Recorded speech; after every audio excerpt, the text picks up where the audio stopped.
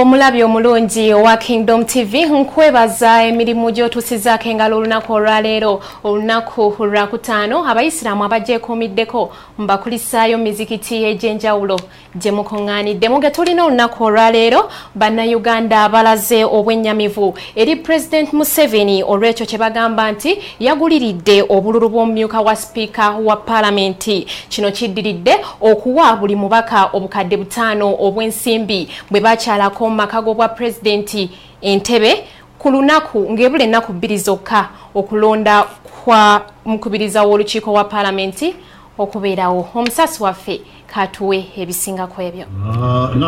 Now you hear these people. You hear these people that I gave my NRM people 5 million shillings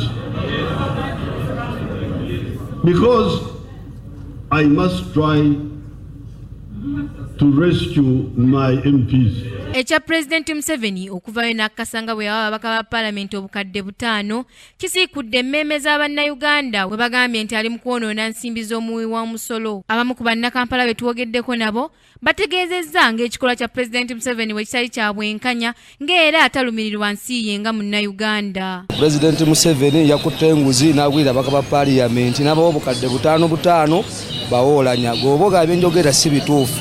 President yennyini yagambye yabawadde obukadde 5 ng'ensi yonna ewulira n'omwana omuto n'akiwulira. Kitegeeza nti yabadde amazima n'abwenkanya olw'ensonga akalulu kabaddemu okugulirira. Yabayita mu State House n'abawa million 5 ensi yonna n'ekimanya ate naye yazzeemu n'akikaakaatiriza mu Parliament nti yabawa ssente naye ne yeegaana nti teyabawaza kulonda ng'ate yazibawera mu kaseera ako.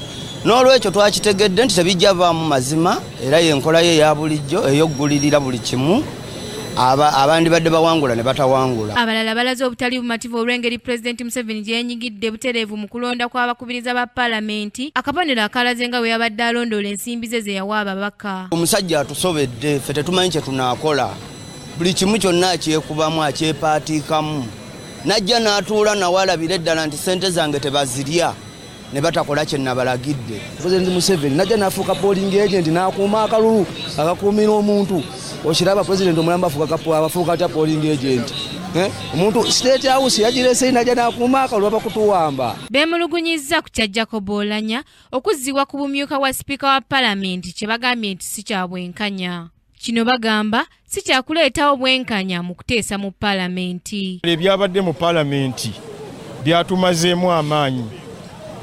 Ababaka n'ogenda tonnaba na kuteesa kiteeso na kimu n'olaga nti bakuwadde ssente okyuse kugamba okole by'otandikoze. Olunaku lw'eggulo President Museveni yalayizza Speaker Rebecca Kadaga n'omumyuka we Jacob Oulanyah ku mukolo ogwabadde ku paalamenti.